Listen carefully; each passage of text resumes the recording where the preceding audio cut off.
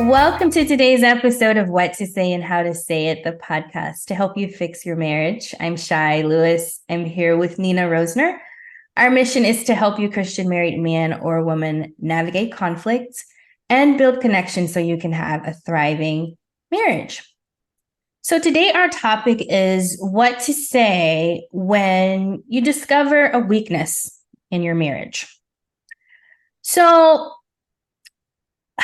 I have a memory of when I graduated from college, and one of our former presidents, W, came and did the speech for us, the graduation speech. And this memory sticks out because he talked about his weakness, and he talked about how he wasn't a great student and how we too could be president of the United States, even if we didn't do well or as well as we wanted to. And I thought that was really cool of him to bring that up and just be really open with that.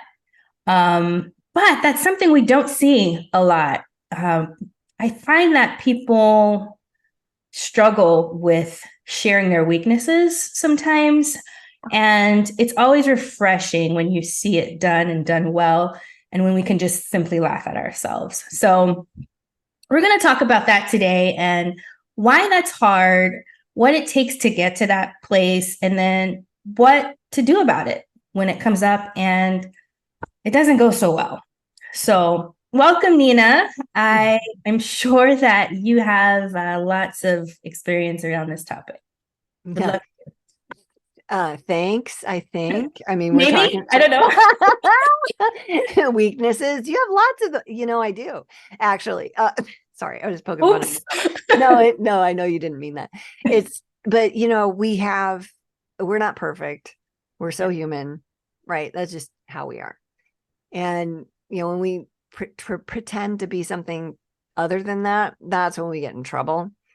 Pride, I always say that pride and low self concept, identity, esteem, whatever word of the day is, are two sides of the same coin, right? So if I think I'm all that, that's a weakness, being arrogant in a space. If I think less of myself and don't show up as my best self, that's also a weakness. So there's a lot of, things that impact how we present ourselves and how we interact with others. I think probably one of the biggest weaknesses that we all have, and we all share this, is this concept of self-consciousness that is insecurity, basically. And that's every human on the planet. And it's just to what degree are we insecure? And then are we able to navigate that with others? And do we have the grace for others when they show up insecure? Because that looks like, how about all the things that cause problems in relationships? Yeah, absolutely. And it's a process I feel like we all go through to get to the awareness and then being able to just navigate that, like you said, in a healthy way. And so I'm hoping we can help our listeners out. If you don't do this well, you might see some defensiveness in yourself, or maybe cause some defensiveness in others. Okay, so we know our audience is Christian married men and women, and certainly when conflict happens, like you said, it's likely because there's a weakness that's been exposed. And it can be tough if there's not awareness, right, around that. And, when you're married to somebody, you're going to be highly exposed, and so are they. And so I guess my first question is, how do you know when it's okay to bring up a weakness? Should you even do it to begin with? Like, are you talking for yourself, or are you pointing this out in your spouse? Or either one, because I think that it's hard on both sides. I feel like unless you're like, a George Bush or somebody that's kind of got to a place where they can laugh at themselves and, you can talk about yourself and your weaknesses comfortably, you're going to struggle.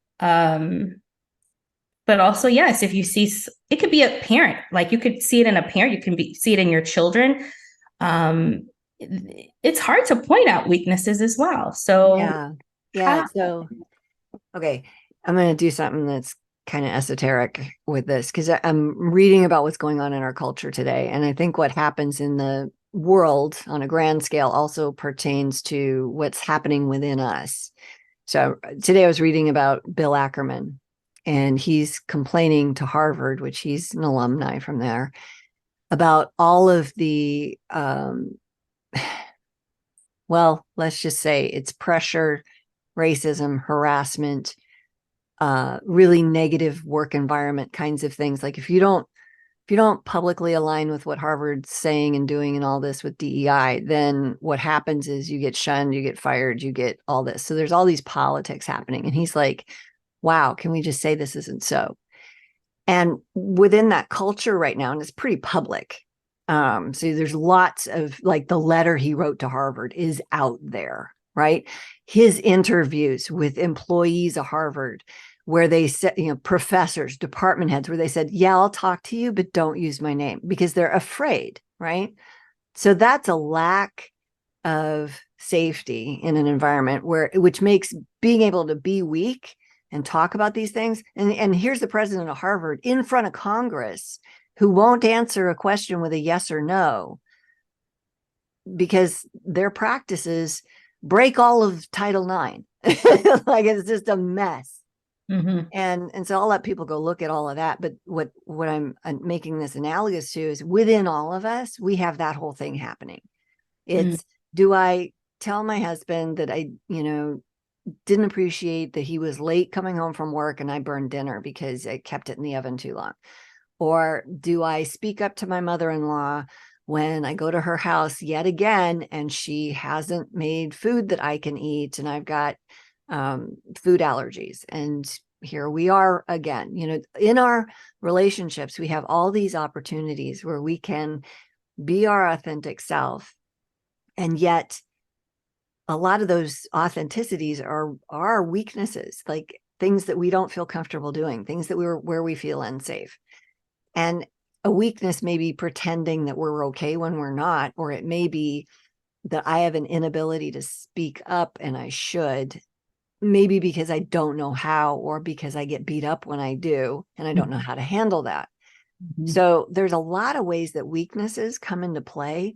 The one thing I will say is that when we're handling the weakness of somebody else, that is the biggest opportunity we ever have to show God's grace. How do we handle the weaknesses of other people, even when, not if, when it's ugly, when they're angry and spewing and saying things that aren't true, when they're that's a weakness for them. And how do we handle that? Are we going to respond in kind, the same way? Or are we going to reflect Christ to that situation? And if not, is that a weakness for us? Sorry, that was a lot. Yeah, no, it was good. I'm just thinking about specifically how that might unfold. Like you use the example of someone that's repeatedly late. I'm definitely one of those people. So I can openly admit this is a weakness for me. But let's say like I'm not aware of it and I'm not comfortable with anyone pointing it out, and I'm likely to be defensive about it. How would one who might have my best interest at heart and want to address this with me go about doing that, knowing that I might bite their head off? Yeah, no, that's fair, right? And so, first of all, I'd think about, okay, do I care? And if so, why? If I'm offended by or upset by you being late, like, what's that about in me? Is there some practicality that's there that's being impacted? Like, you and I meet to do a podcast. I usually have a meeting after it. I've never seen you be so late that that's ever been a problem, right? Like, so and we're flexible, right? Because by the way, I have the same weakness. I'm late. Like, oh yeah. Thanks for Yeah. being open about that. Yeah, it's a good one to open with because we share that. But it is a matter of, does this affect people? And there's certainly other people that I have to, and I don't know why my brain works this way, but I'll lie to myself about what time I'm supposed to be someplace because I know that when I'm late for them, it hurts their feelings because I'm communicating. I don't think you're important enough to show up on time. So I don't have lots of people like that in my life. But when we look at that, so if it, and I've had people where I worked in corporate America where being on time was a thing. And so what I would say to them is, hey, I'm looking forward to seeing you tomorrow. Does it work out for you to be here at 2 like we've arranged? And there's usually a pause because people don't mean to be late. Right. Right. Nope. There's a pause and it's like, well, yeah, I'm gonna do that. And it's like, okay, cool, because I really want to do something right at 2. And so it means a lot to me if you're here on time. And then I would follow that up with, hey, thank you so much for being on time today. It made a huge difference in how we started our group or whatever, right? Like I'd appreciate. So we can go so far down a road with appreciation, right? And with setting an expectation. Because if nobody says anything, we are saying something. Our lack of communication communicates, hey, this is fine. Yeah. So, but how we approach that matters. So if I said to you, hey, you're never on time and it's a huge problem, it makes everybody angry. Like, what are you going to feel? Guilt? How motivated are you to want to be with us? Like, even if I'm right, Yeah. ouch, and that's reserved. That kind of really direct can still be kind. I know you've been working on getting here on time. I appreciate that. I just want you to know the whole group is impacted when you're not here and we can start. Do we need to move when we start? Like, that might be a thing. Or do you think you can make it here when we're planning on? Because if we need to be flexible, I want to know that because it looks like what we're trying to do isn't working for you. And then, yeah, so you have those conversations and people just don't. People don't know how to do that. I don't, and it's so easy. I mean, if you're not used to doing it, it can feel terrifying. And for women, especially, because we're wired by God to be more agreeable, nurturing, we want to, let's simmer everybody down, because we know that conflict, heated stuff is bad for children. Inherently, we're wired with that. So this makes us a little bit uncomfortable. And then if you do it a few times, you realize, oh, this just gets results and people actually appreciate being told the truth. Okay. Yeah. But we have to actually do it to get to that space. Yeah.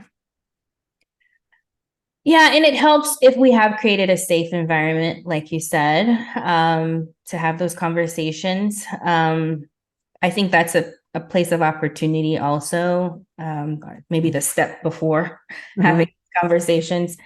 In the cases where that hasn't happened, which I feel like is most of the time, these are some great examples.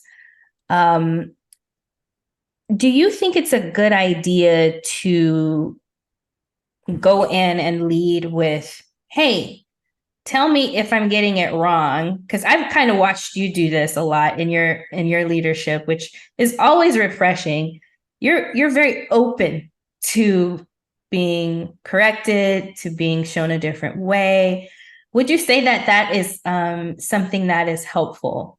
Oh, yeah. Because some of us are not, and a lot of leaders are not. And so I find it rare where somebody will say, if I'm not doing a good job, tell me, you know? Mm-hmm. Yeah. So there's a couple of things. I haven't always been this way.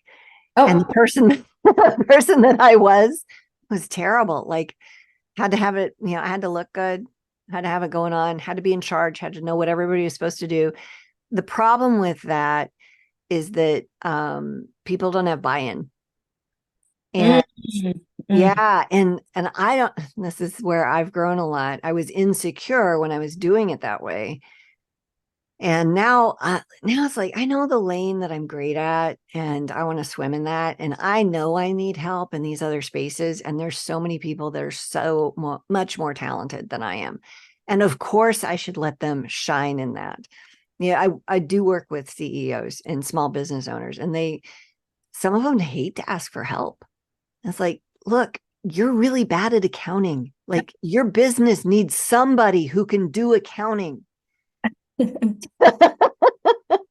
What do you kick this ball down the field and you've been audited by the IRS 5 years from now? Like, what does that do to you? And I'm like, oh man, yes, you have to do this part of your business. I hate this part. Yes, you do. Find someone who loves it, because there's actually people that love numbers that exists. I can't personally understand that, but it's true. And so those people need to get together and there's not, and this is the whole thing. When you have a solid identity in Christ, and I don't pretend that mine's perfect, but it's so much better than it used to be. um you don't need to be right. You don't need to be the one with the answer. You really don't care if you get credit for anything, because you're not showing up needy. Yeah. I don't need anything from the people that I work with, that work for me, that I look at myself as the biggest servant in the room, honestly. Like, how do I help my team do the things that God's calling them to do in this space, right? But when I didn't understand that, when people were pushing me into a traditional, classical, stereotypical corporate view of leadership, it was really hard, because I'm leading in ministry, and it doesn't look the same. It's not supposed to be like that. And creative organizations that thrive really have autonomous teams where there's shared leadership, and there's no, people's egos aren't in the way. I mean, it's really beautiful to lead in that space, because you don't care about who gets credit. You just want things to get done and it to be fun, and it is. And so when you look at, well, how's a weakness come into play for that? Well, you can destroy a team, a corporation, a family with that. If you don't admit to them, if like everybody in the room, including your children, knows Yeah. that Yeah. you're a hothead, you know? Hmm. Yep, you got no self-control. You're losing it regularly. Everybody knows that but you. And okay, so humble up. So Then we can do something.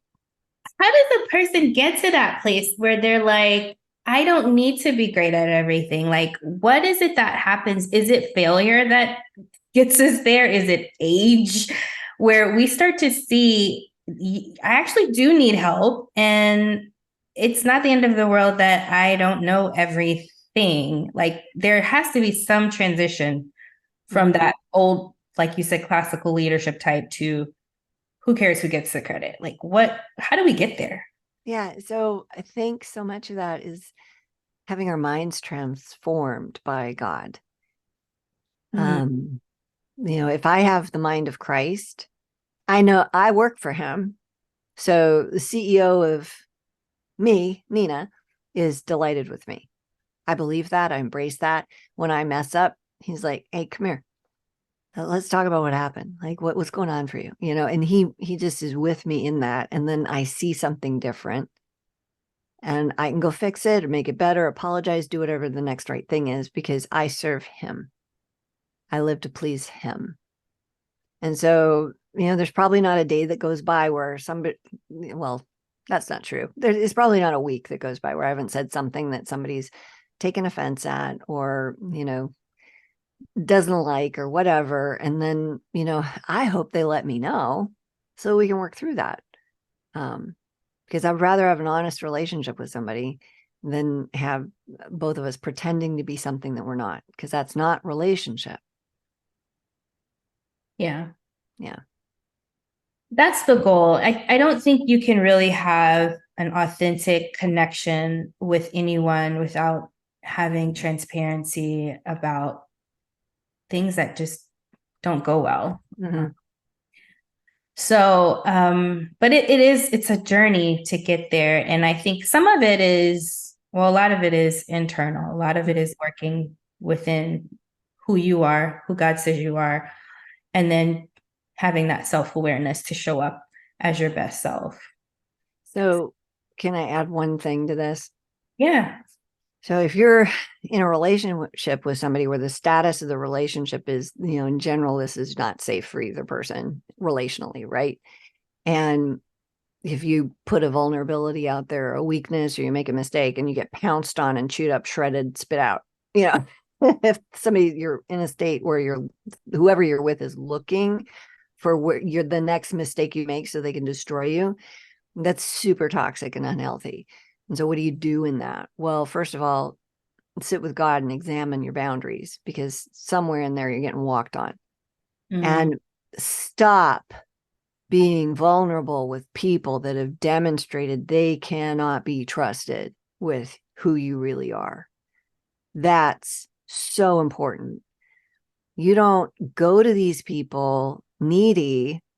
You don't show up vulnerable when they have a track record of shredding you. Like, that's just being stupid. And then a few months later, you can test the water again and see what they do with it. But if you don't have boundaries for yourself and how you interact with those people, if you hang out and let yourself be verbally assaulted for, an hour or two on end, and there's so many people that will put up with that, like, stop it. Stop. Just, hey, seems like you're upset. Let's talk later when, we can both be calm, or when you can be calm, because this doesn't feel like love. I know you love me, but this isn't it. And you get up and leave. Like, that's respecting yourself. And it's respecting the other person, because it's not respectful to allow someone to continue to blah, blah, blah, blah, blah, to hang out with that. Like, you can't control their behavior. So allow isn't the right word. But if you're going to sit around and give audience to evil, like, what's up with you with that? Like, stop that. Mm-hmm. No. That's not what long suffering means. You don't hang out and witness evil. Just get up and leave. And then try again. If there was a legitimate problem, come back to it. Yeah. Rinse and repeat. Yep. You mentioned being able to be gracious, around when someone messes up. How can we do that? Like, what's an example of how to do that well? Because I can see how it's tempting, especially if the person hasn't been aware of their weakness forever, and then they finally see it, and it's like, I told you. That's not the right response. What's a better way to handle that person saying, oh crap, I screwed up, and I finally see what you're saying for the last 10 years? Yeah, gosh, thank you so much. And you know what? This isn't a huge deal. God's so much bigger. Don't worry about it. We're good. Because you've already forgiven them. Mm. And you know that you're not responsible for changing them. That's between them and the Lord. Oof, that's good. Oof. Yeah, right? Set that puppy down. Well, because so much of this is that, like, Yep. we take on others' weaknesses, and that is not in our yard. That is not our job. Yep. Especially in marriage, we think their stuff is our stuff, and Mm-hmm. the work, a lot of it is just, like you said, setting that down and leaving Yeah. that with the Lord. Mm-hmm. I had a conversation with a client this week, and she said, my husband called me a liar, and I'm not a liar, and it upset me so much. And I started crying, and I was yelling at him, you can't tell me that I'm a liar. I'm not lying to you. Da, da, da. And I said, okay, whoa. So what would it have looked like to respond in that situation with strength and dignity? And I asked her that question after I validated, of course it hurts, right? Because that's true. Right. But, to get to the part where you can show up differently, what does it look like? She's like, I have no idea. Mm-hmm. Don't know. And people don't, People you know? don't. Mm-hmm. And she said, what would you do? And I said, well, I've had this happen to me, with several people in my life, have said, well, you're lying about it. And they've had really good reasons for all the things that they've said. I've known it wasn't true. I've just looked at them and said, okay, so you believe, and then I'll repeat back to them what they've just said. So I'll validate, and I'll say, do you feel like I get you? I'm like, well, yeah. I'm like, okay, well, that's an interesting perspective. I don't align with it, but you're free to think whatever you want to about me. Neediness explains, Mhm. justifies, argues. Mhm. I don't need them to think highly of me because the king of the universe does. Even when I'm not perfect, he does. So I'm perfectly fine with, and I ended up waiting 7 years for somebody to come back and say, I accused you of all this stuff and you were just choosing not to get into it with that person. And I called you all sorts of names. Oh my goodness, I maligned your character publicly and you took the high road the whole time. And I was so wrong. And I'm so sorry. And I was like, thank you so much for saying that. That was really, really hard. And that whole thing destroyed our friendship, didn't it? And she's like, yeah, it really did. I said, yeah, it made me sad too. She's like, can you forgive me? I said, oh, honey, I did that years ago. She's like, do you think we'll be the same? And I'm like, probably not. We don't have the same way of interacting anymore. We don't even live together, in the same city anymore. So it's going to be different, but at least there can be something positive now. So appreciate that so much. And I thought more highly of her. And this is one of those things, the enemy does this stuff to people. Yep. And it's like, whatever, that's not my problem to fix. If people want to know what really went on from my perspective, they'll ask. I don't have a need to tell them. Jesus didn't go around explaining that who he was and what he was about and all that kind of stuff. He didn't need to defend himself to anybody, and he didn't. Mhm. Yeah. He knew who he was and what he came to do Mhm. and wasn't bothered by what anyone else thought about it. Yeah. So have no part in foolish arguments, right? Yeah. Yeah. I mean, it's the truth. We get so caught up in things that we shouldn't, and it causes destruction. So, Oh, when you talk about weakness, that's when we need to justify that's a position of weakness. That's me sitting in a victim seat, which I think is the biggest weakness we all suffer from as humanity, that we choose to be victims sometimes. Me too. I've had a pity party and sent out invitations. Well, not quite, but told as many people as I could. Here's the thing, the terrible thing, whatever it is. And that's basically what that equates to. But that's us being needy. That's us being the weakest we could be. And it's not the biblical weakness, which is realizing I can't do this without you, Lord. right, Lead, please lead. I know you are. Help me see it. right, absolutely. Okay, so we have talked around and round and round about this, and I feel like we got a lot we covered. Is there anything else you'd like to add to this conversation around how we can show up and handle each other with more grace and respect, and maybe encourage vulnerability when it's safe? Mm-hmm. So, Yeah, there's so much freedom there to put perfectionism on the cross. Let it hang there and die, bleed out, because it's not useful to your life. All of these things, the mistakes we make, they've already been paid for. There's not even, like, if people aren't going to forgive us for stuff, like, that's on them. Do your best, because sometimes it won't be good enough, and that doesn't matter. Like, you're not supposed to be everything. The less perfect we are, the more perfect he is. And that's what we want. We want people seeing Christ in us. And that comes through being humbled, which usually starts with arrogance. And then, oh, he's got no use for that. So he will humble you, or you can humble yourself, which is less painful. yes, The same. I would agree with that. Humble yourself before he does it for you. Mhm. Um, Definitely a lesson I've learned in 20 years of knowing him. Just get to it. Do what he says as Just quickly as get to it. possible. That's awesome. All right. So, what will you do with the information you have today? We invite you to check out our website, Greater Impact Wives. We've got a free PDF for you called Find Your Voice, 5 tools for how to stop walking on eggshells.